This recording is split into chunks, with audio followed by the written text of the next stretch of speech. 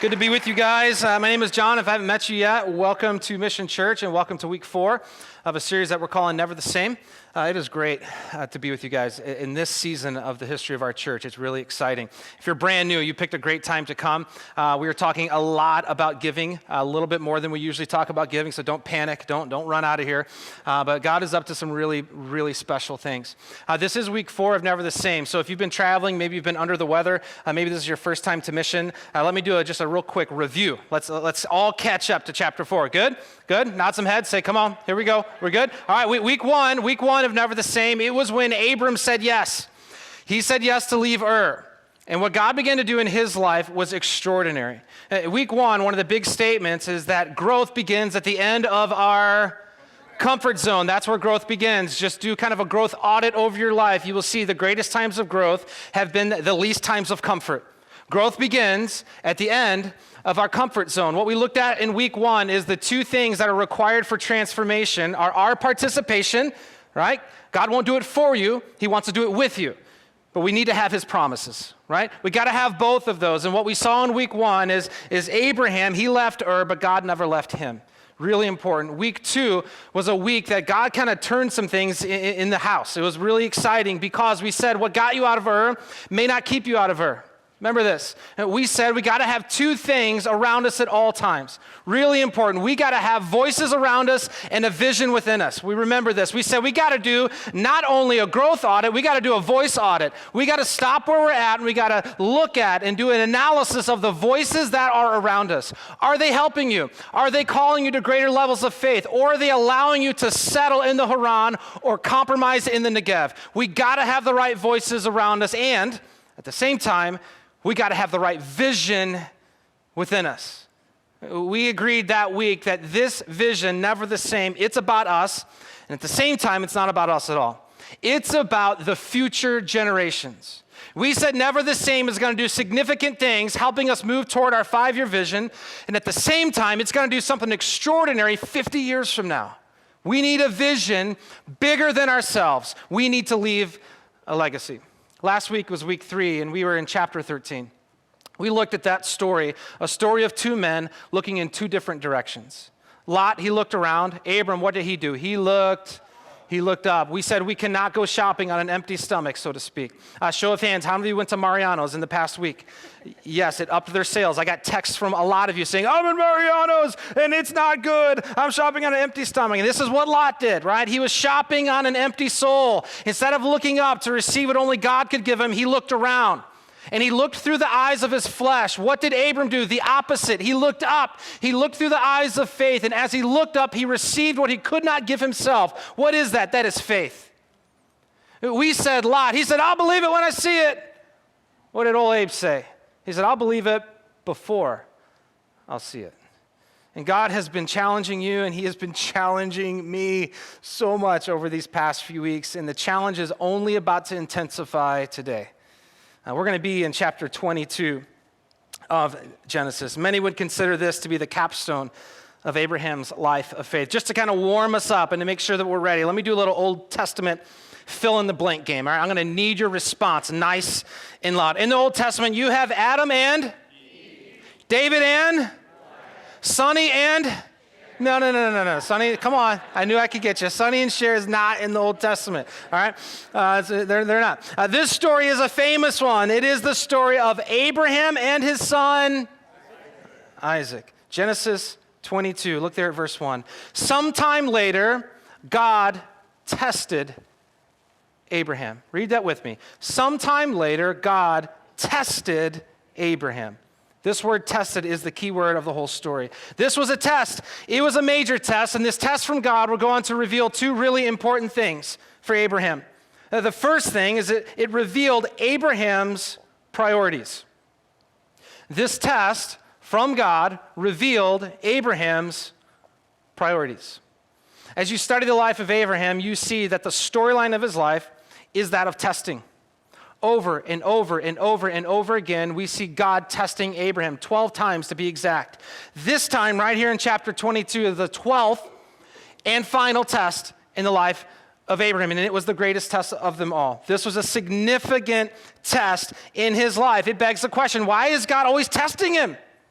The same reason he's always testing you. God wants to test us to make sure that we're not turning good things into ultimate things. This is so important, how often I miss that God's testing me. But God tests me, and he tests you from a place of love. He's testing us. He wants to see where our priorities are. He's not messing with you. He's maturing you. Don't miss that. He's not messing with you just because he can.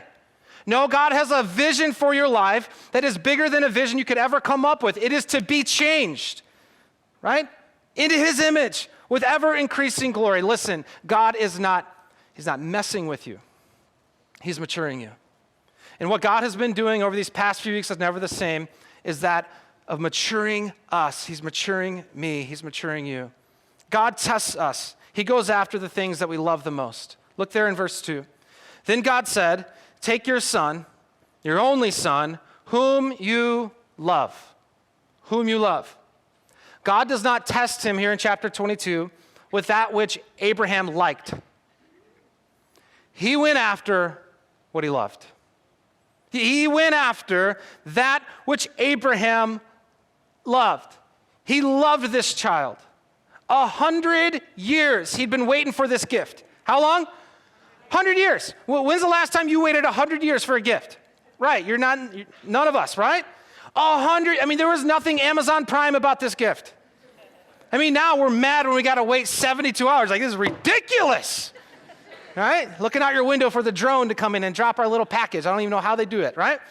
100 years he was waiting for this gift. And this is the most difficult test that Abram would ever experience because it revealed his deepest treasure. It was given to reveal what his top priority really was. Never the same. It's a lot of things. Don't miss it. One of the greatest things that it is a test. This card is more than a card. It is a test. You realize this. It is a test to reveal what is your greatest treasure. Who has priority number one in your life? It's revealing the Isaac in our lives, isn't it? And it's working. Some of you have been talking to me about this. You're like, John, the amount of indigestion in the past few weeks, right? It's been at an all-time high. It's going after that which we worship. It really is. It's going after that which what Isaac gave Abraham, comfort, security, identity. Whenever we are opening our hands and giving with sacrifice and generosity, that which our world worships, it brings up a lot of things within us. But don't miss it. God is testing us not to mess with us. He's testing us to mature us. Why is God concerned about where he ranks on our priorities? I think that's a pretty good question. Why? Why is God concerned about where he is at on your list of priorities? A lot of reasons. One of the reasons is because God is a jealous God. Now, if you're brand new to church, you're in a good church, right? If you're kicking the tires on who Jesus is, we are thrilled that you're here. And when I just said that God is a jealous God, you're like, that doesn't make any sense. Those of you that are newer to Christianity, you would even say, it still doesn't make sense. How could God, who has everything, be jealous? This is just a really interesting attribute of God, is it not? Right? It is. But here's what we know. It's one of the most dominant attributes in all of the Bible. 35 times, in fact, we see that your God, our God, is a jealous God. Exodus 20, verse 5. The Lord, right? I, the Lord, am a jealous God. This is why he's going after our priorities. He's a jealous God. He doesn't want some of you, he wants all of you. It was about 5 years ago, I think, we got an invitation in the mail to attend Kelly's 10-year high school reunion.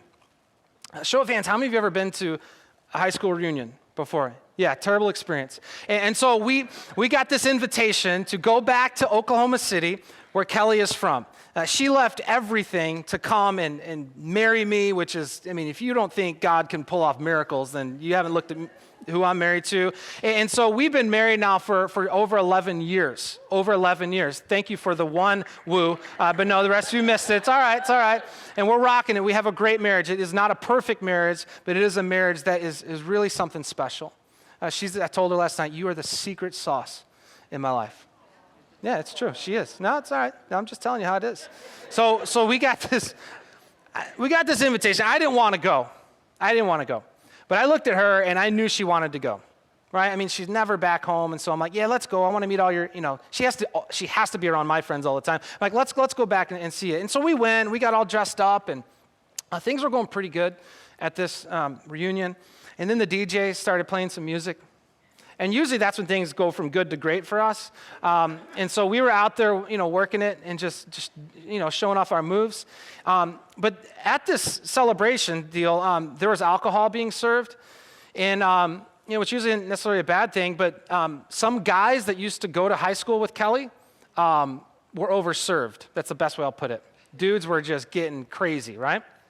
And so we're all out there on the dance floor, and there's some, how do I say it, punks that have been overserved on the dance floor, and they start making comments about Kelly.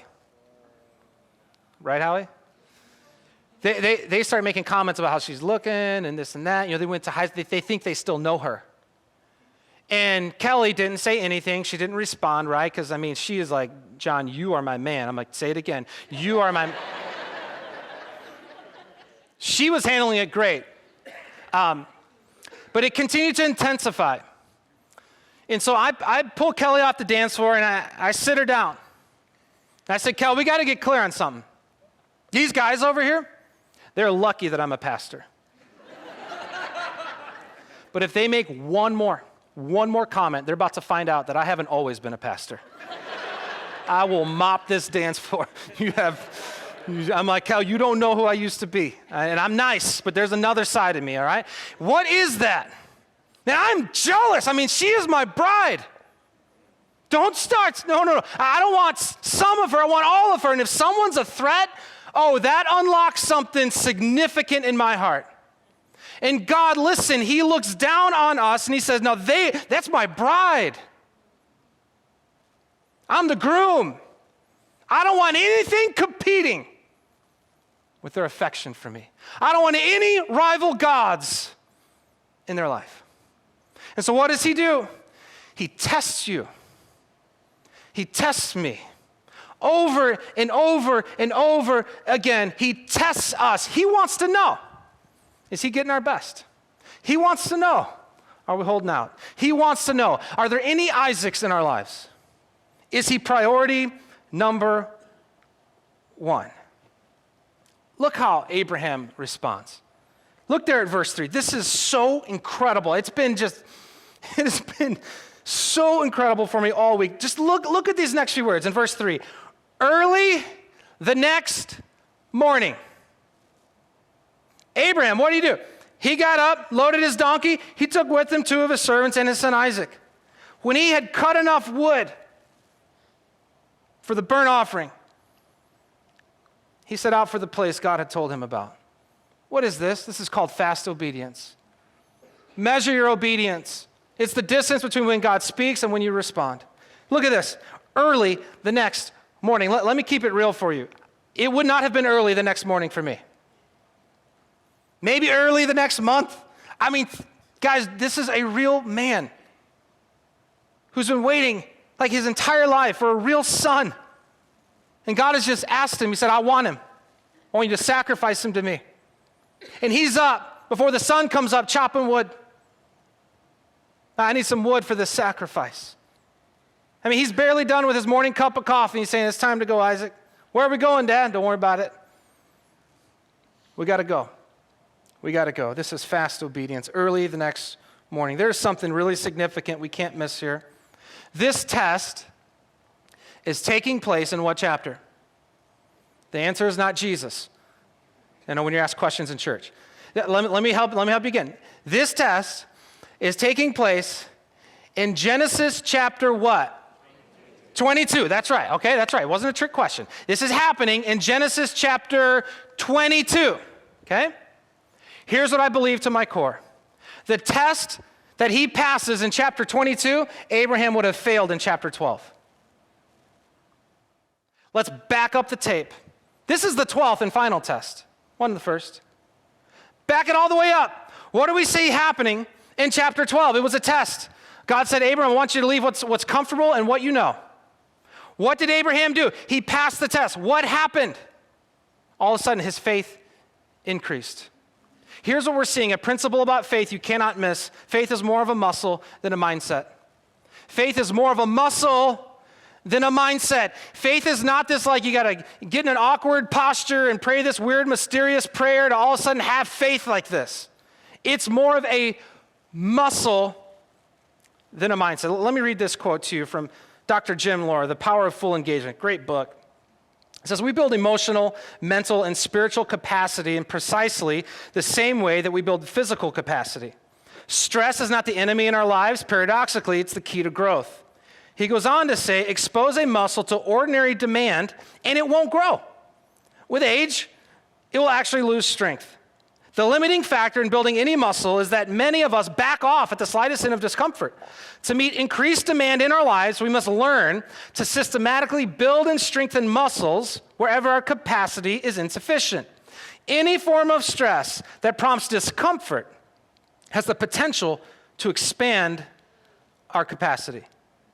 Faith is more of a muscle than a mindset. Chapter 12 was a test. What happened? Abraham passed. What was the result? His faith increased.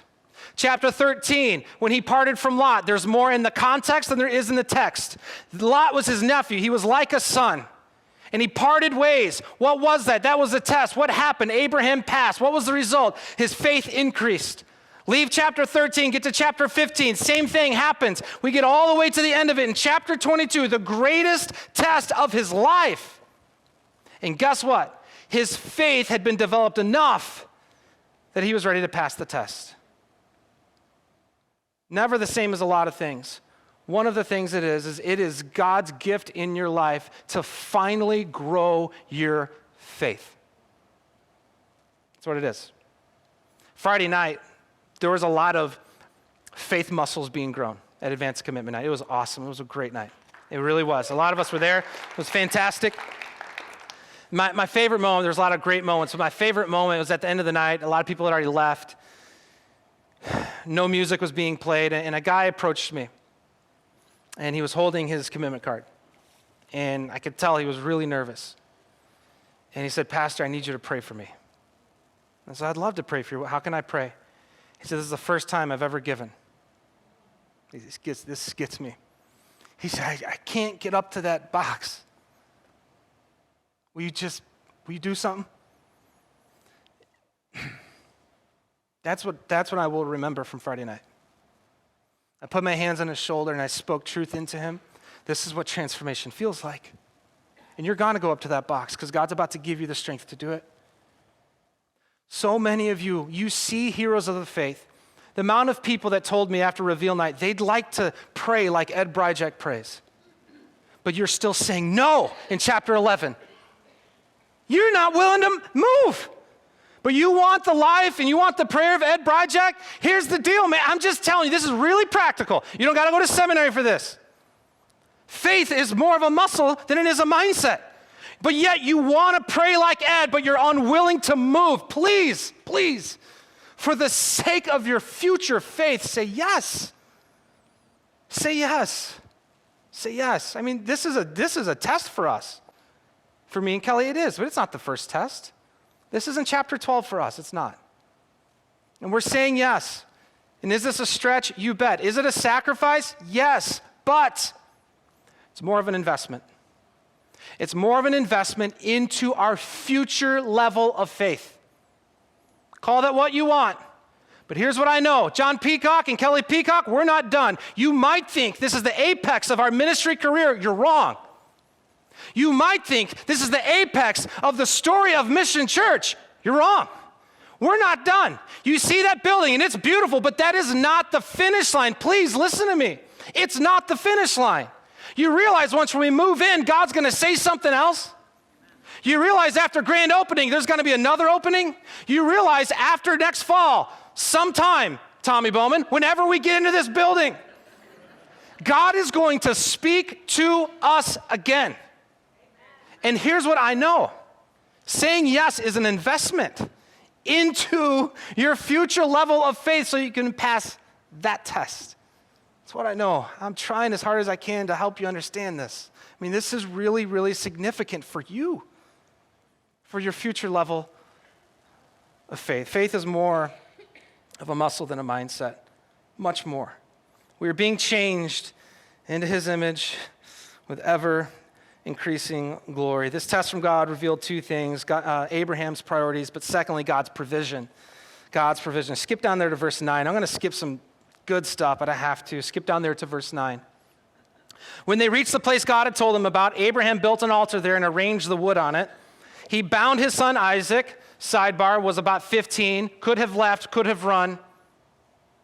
He bound his son Isaac and laid him on the altar on top of the wood. Then he reached out his hand and took the knife to slay his son. But the angel of the Lord called out to him from heaven, Abraham, Abraham, here I am. He replied, do not lay a hand on the boy, he said. Do not do anything to him.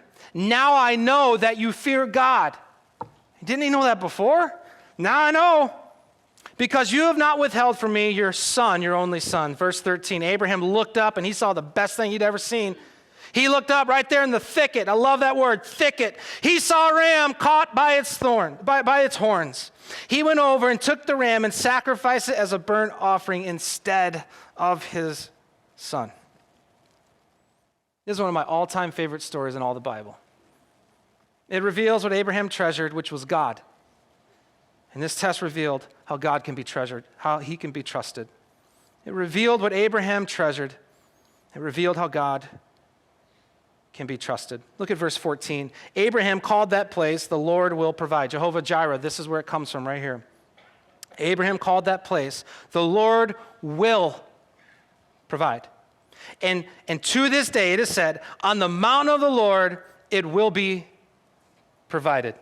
The amount of times I have said that verse in the past 7 days. On the mountain of the Lord it will be provided. Why? The Lord will provide. This test revealed God's provision. 2010 was a significant year for me, for us. You talk about some testing. It was a year full of tests. God was calling us to leave a really great opportunity. We'd been on staff at Willow Creek for about 7 years.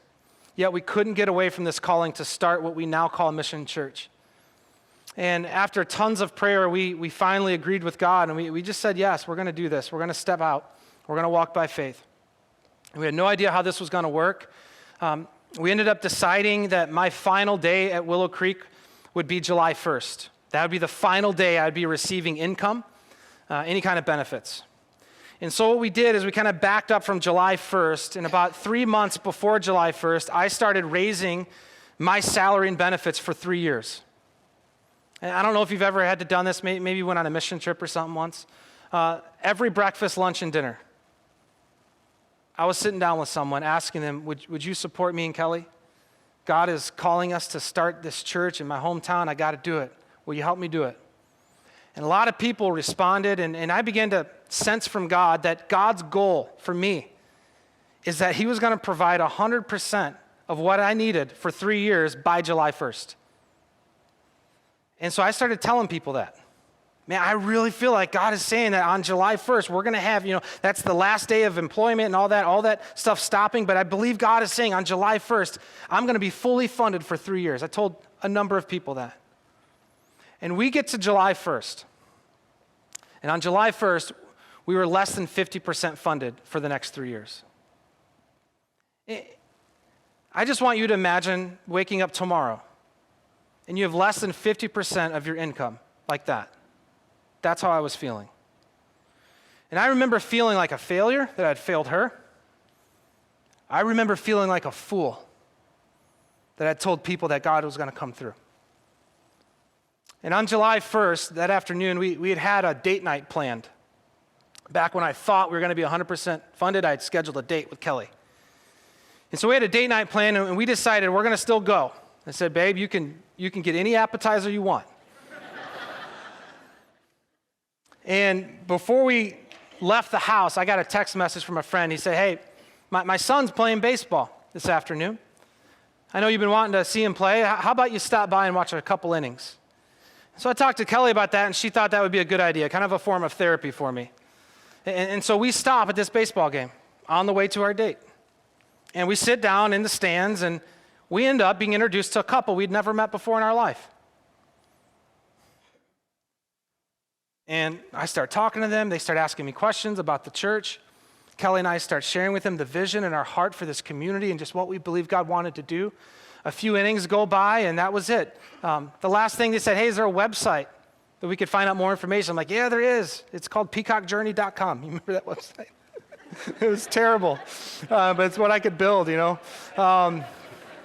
Praise God for Daniel Larson. And we left, you know. We get to the restaurant, and it was rough. I was so exhausted. I was disappointed. We finish our dinner. We get back home. It's about 9 o'clock. I just go to bed. I mean, I go to bed on July 1st feeling like such a failure and like a fool. I really do. I close my eyes. I go to sleep. I wake up on July 2nd.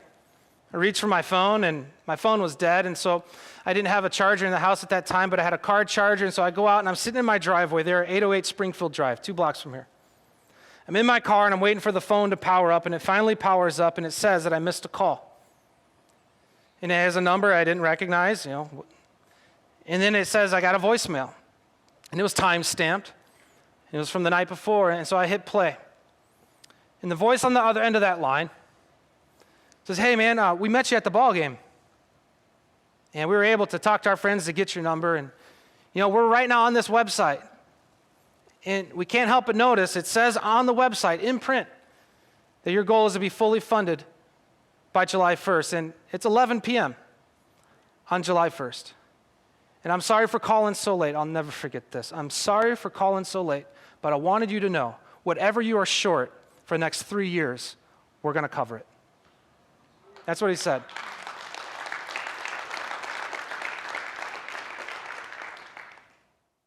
We've never been the same since that moment. This church was birthed out of a miracle. Never the same. I hang up the phone. I run inside. I'm a mess. Kelly's in the bathroom brushing her teeth. Hannah's just 6 months old, sitting on the floor. She had no idea what's going on. I play her the message. Kelly starts bawling. I'm bawling. We get on our knees. And we start praising God for our Ram. God is seldom early, but he's never late. And he came through in that moment for me. My God did. Don't try to unconvince me. Don't try to convince me to stay at the base of the mountain. I'm going up. And I want you to come up with me. Some of you probably won't. And you're going to sit at the base of the mountain and you're going to see us come back down. And you're going to know I don't have what they have. But here's what I want for you. I want you to pass this test. I don't know what chapter you're in, but I want you to pass it. Next Sunday is Commitment Sunday. It's the biggest test of your life. I want you to pass it. I want you to go up the mountain. It's way more than about a building. You know me. Buildings have never done a lot for me. This is about transformation. This is about building your faith. This is about passing a test now so you'll be prepared for the next test tomorrow. That's what this is about. That's what this is about. Next Sunday is going to be an awesome Sunday. It's Commitment Sunday. And a bunch of us committed Friday, and we're going to commit again next Sunday. Because some of you on Friday, it wasn't your Isaac.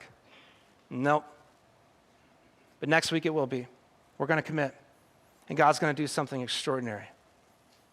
Here's what I want to do. I want to pray for us. I want you guys to kind of stand your feet, if you would.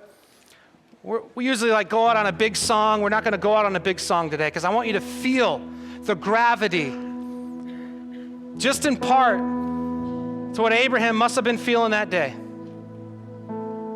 When God spoke to him and invited him on a life-changing adventure to go up the mountain. He got his priorities straight, but more than that, he saw something that changed him forever. He didn't come down the mountain childless. No. God provided. On the mountain of the Lord, it will be provided. Commitment Sunday is next Sunday. Let's pack the house. Let's come. Let's give him our best. God, thank you for what you're doing in this church. You love this church. You love these people. God, and you are doing this to mature us. God, I know I'm not done, and I know we're not done. We will not be the same church after next Sunday. We're going to bring you our Isaac. And God, whenever you're asking, whenever you're inviting, whenever you're saying that you want something from us, it's because you have something for us. You've got something for us. And God, what I'm praying for is that there will be a whole bunch of men and women that look a lot more like Abraham next Sunday. Oh God, would you do it again? Would you do it again, God? And we promise over the next 2 years and over the rest of our lives that we'll continue to look back on March 18th, 2018, and we say, man, I cannot imagine staying at the foot of the mountain. No, my faith grew in unprecedented ways on that day. God, we trust you, we love you. God, and I thank you for this journey that we are on together. And we ask this in the matchless name of Jesus. Everyone agreed and said. We'll see you guys next Sunday. You are loved. Thank you.